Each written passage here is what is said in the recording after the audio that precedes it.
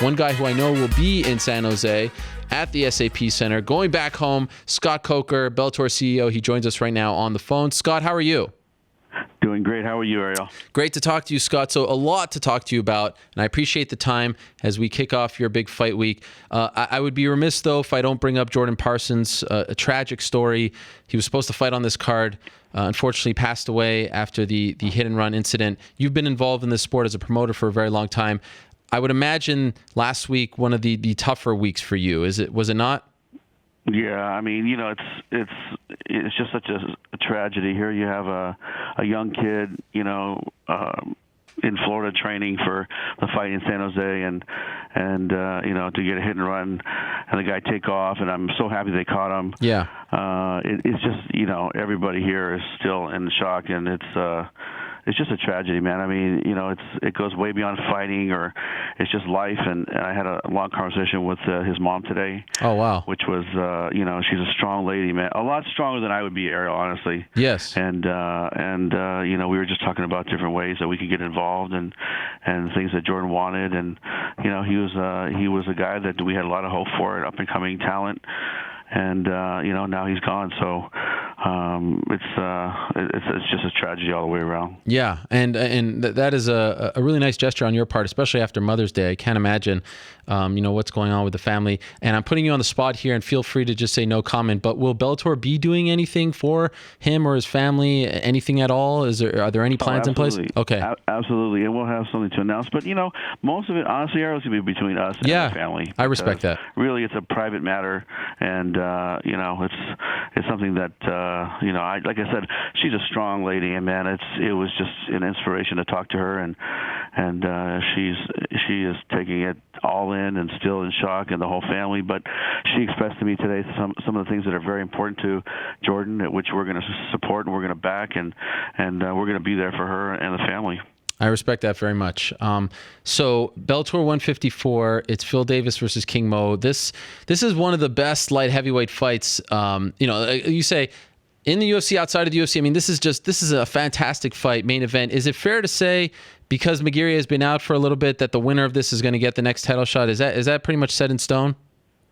I mean, just to look at our division here, this logically would make the next step would be the winner to fight Liam, although injuries and timing and how that goes. So, I'll reserve, comment on that, but we would like to have it, be the next step. And the reason why we brought Phil into Bellator is so he could fight King Mo. That's the big fight. That's the fight that I wanted to see happen, and we tried to put it together in that tournament. And unfortunately, King Mo got injured in the first round, couldn't continue. Phil became the champ, the tournament champ, and now we finally get to put it together. And it's fight week, and things are starting to buzz around here, and I think it's going to be an amazing fight. And hey, it's free on Spike. Tune in. Okay, so that's actually what I wanted to ask you about next, the buzz in the Bay Area. So that's your market. You grew that market. You made that market. That was yours for many, many years. And then you had to take a bit of a break after the sale to Zuffa. Does it feel like, the mid-2000s, the late 2000s, I should say, like the heyday? Or do you feel like there's still some work to be done in that market to revive MMA there? I'll tell you, when we did the Dynamite show, it felt very much like, hey, we're back. We had 11,000 people in the building. It was a great show, great night, big. It just felt like a big show.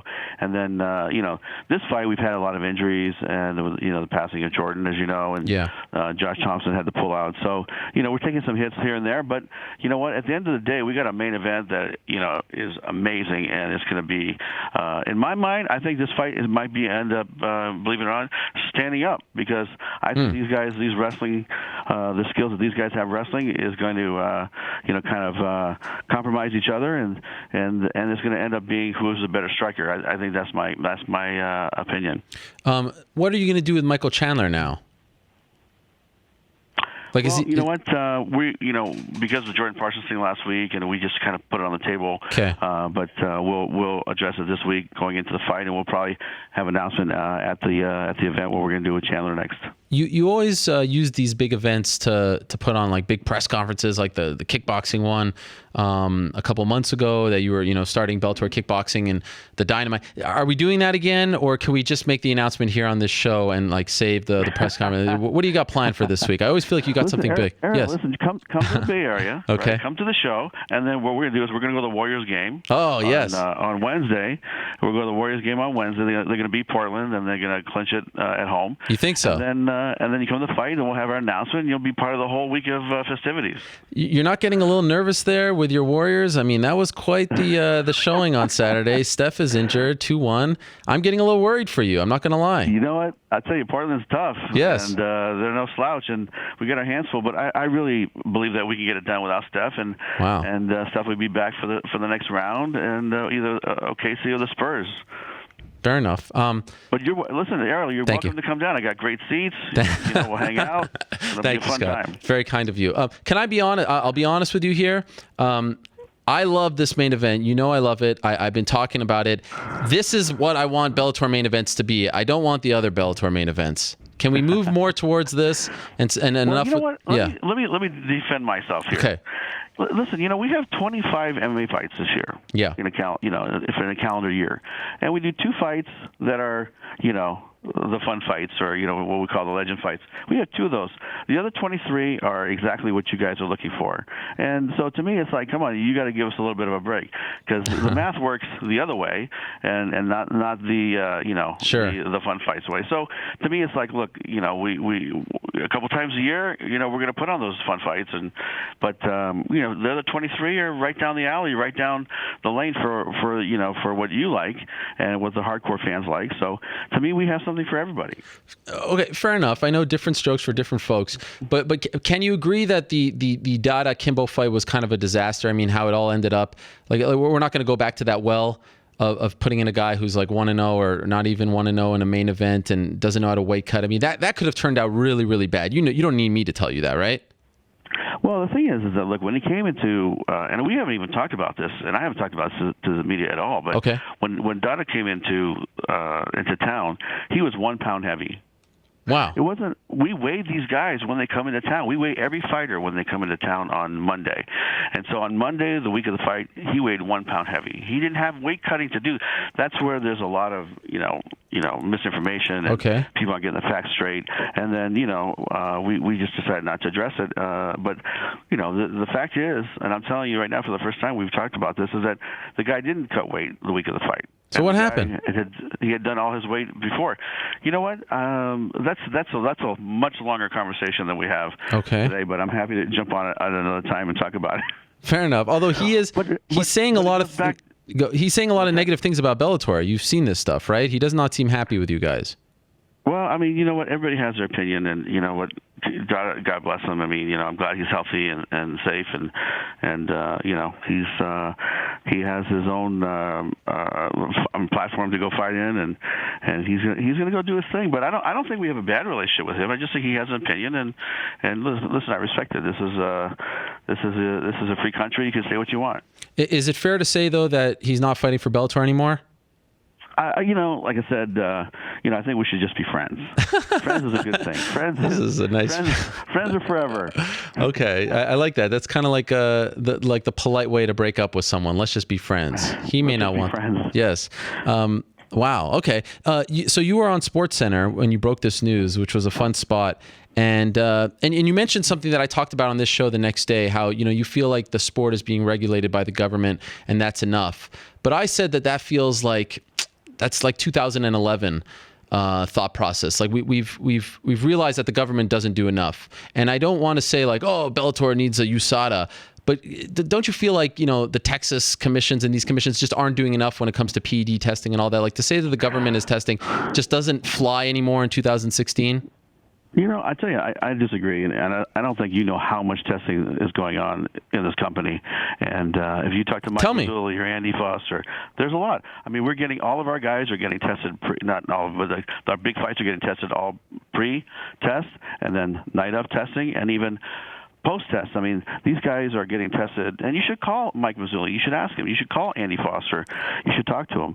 But, for 31 years, we've been regulated by the state athletic commissions. The other way, Errol, that's the other companies are using, it's like, look, they're doing, they're the judge, the jury, and the executioner, right? What do you mean by that? I don't think that ever works. I mean, you can't be doing self. I don't think you can self-regulate and expect it to have, a long-term solution to a sport has to be regulated by the outside. That's what I think. I think Okay. there needs to be a national board of some kind or a national, like testing procedures brought on by the federal government. Wow. Hello, are you still there? Did we lose Scott? I think we lost him. Well, that was a really interesting point. I'm wondering if he was actually suggesting like a national commission as opposed to state commissions. Is he back? Did we lose him? Okay. We're going to call him right back. Certainly an interesting point. And I appreciate what he was saying there. I'm curious if that's what he was getting at, because that's actually something that I've talked about on this show, and people haven't liked that idea, where I feel like if everyone was in unison, everyone was on the same page, and we had one commission overseeing the entire sport in the country, just in this country, just in the United States, I feel like things would be better off. And I still maintain that a national commission, well, I maintain that the commissions just, for the most part, now I know that there's some in California and Vegas is doing more. I mean, they're certainly doing out of competition drug testing. The rest aren't doing that sort of thing. And the punishments are different depending on, we know the reputation of some of these commissions. So it is a tough spot. I mean, California, which is where this fight is taking place, I have no issues. I mean, I think that they are actually, honestly, maybe the gold standard right now as far as mixed martial arts is concerned. So anyway, I want to talk to Scott. Just a few more minutes left with Scott Coker. I think his phone died on us. First we had Mark's computer crashing on us. Now we have his phone. In a few minutes, we'll actually talk to a man that Scott Coker knows a whole lot about. Gilbert Melendez will be joining us. Have been wanting to talk to Gilbert for some time. Former Strikeforce lightweight champion, if you recall. And then we've got Alistair Overeem, another guy that Scott Coker knows a whole lot about. Former Strikeforce heavyweight champion. Could you imagine if that organization was still around with the fighters that they had? It's slowly but surely morphing back into the Strikeforce of old. But when you look at that roster, just the one, I'm not talking about like the history of Strikeforce. I'm talking about the Strikeforce that was sold to Zuffa in March of 2011. Nick Diaz, Chris Cyborg, Alistair Overeem, Tyron Woodley, Gilbert Melendez, Josh Thompson, Luke Rockhold. Oh, Scott, are you there? That scared me. Scott, did we lose you? You back? Yeah, was it something I said? No, it wasn't. I was actually, there was something you said right at the end. Are you saying, Scott, that you want a national commission, like one commission to rule over the entire sport? Yeah, because that's really where I think the breakdown is because every state has different penalties, different rules, different regulations. So when we go to, let's say, Connecticut, or we go to California, or we go to, Florida or Texas, they're all different rules and regulations. And sometimes, listen, our guys. I mean, look at the penalty with some of our guys, 3 years. Yeah. For Slemenko's punishment, right? And Nick Diaz in Nevada was 5 years. Crazy. In California, that would have been 30 days or 60 days. I mean, it's just the inconsistency is it's something that has to be regulated. And I think the only way it works is if the rules are the same for everybody and it's regulated by an outside commission and not something or outside sanctioning body or outside body and not internally. Okay. I like that. I like that very much. Okay, we're running out of time. I know you have a meeting coming up, so let me ask you a couple more things. You know I like to pepper you with these questions before I let you go. What's the status of Wanderlei Silva? When's he going to fight? When's he going to debut? Is he going to fight before that suspension is up? I mean, Wanderlei, I think he has some things in Japan, and he's booked. And then, sometime I talked to Saki Ibarra, and I think that he said they're going to have him do something. I'm not sure if it's a grappling match or a fight or. Well, he did that already. But they're going to use. Yeah, I think they're going to do something else. I think in September. Oh. And so with Wanderlei, look, he's on suspension till May of next year, and then we'll pick it up from there. And I'm excited because, listen, we got some great fights ahead for him. I mean, look at him and the potential Quentin Jackson fight, yes, rematch, and him and Tito Ortiz fighting again. And there's just a lot of really interesting fights for him, and I'm excited to get him activated on our roster. So you will wait till the May suspension, when that comes to a close, and then you'll book him. That's correct. Okay. Now, this is to me the biggest mystery in MMA right now. The state of your lightweight champion, Will Brooks. What is going on here? Is he going to fight? What's happening? Can you finally tell us what's going on with Will Brooks? Well, you know what? I tell you, I thought I would have an answer for you because I would say look at the result of the fight between Josh and Michael Chandler, but now it gets pushed back a little bit, so I don't have an answer for you. But maybe the next time we chat, we'll have something for you. But I understand his contract is coming up. Are you going to re-sign him, or are you going to let that expire? What are you going to do with him? I think he's a fantastic talent. I know he said some things. He's been a bit of a malcontent. But do you want to be in business with him? Well, here's the thing: is that like I said, sometimes fighters are happy until they're not happy, and then they're not happy until they're happy. I mean, you know how this business goes. It's just like a wave, man, and you just gotta ride the wave sometimes. And my only focus right now is on the fight card this Saturday night, and we've got a great fight card. Cyborg Santos is coming back fighting Asad Awad in a quick turnaround. Yes. And Cyborg looked great his last fight, so we're excited to have him back. And then Karatanov is going to be his first fight in Bellator. Yes. I haven't we haven't fought. He hasn't fought on a fight roster that I was part of for the last couple of years, and we just got a lot of great things in the fire for this Saturday night. So and it's an earlier start time. It's starting at 5 p.m. 8 p.m. Eastern and Pacific, and it's not 9 o'clock like it normally is on the thing. So, make sure that everybody knows that it's an 8 p.m. start time Eastern. Well, that is very interesting. Okay, last question for you. Will Benson Henderson go back down to 155, and do you regret putting him at 170 in his debut?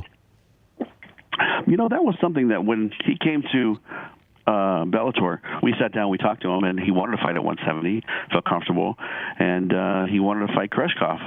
So he wanted to fight the title holder, and so we promoted the fight, and the fight, you saw the fight. I mean, yes. Benson, man, what a warrior, man. This guy has a chin unlike anybody I've ever seen. Koreshkov dominated the fight, as you clearly saw, and he won the decision. But we will have a conversation because we think there's a lot of great fights at 155 for Benson. And then, if he wants to move back up later, he can fight some of the guys. But we have fighters that can fight him in both weights. It's just really what he wants to do. And, it's going to be a conversation we have with him here probably after this fight's over this weekend. All right. Scott, great to catch up as always. Good luck this weekend. Look forward to watching from my home. But one of these days I will be seeing you in person, all right?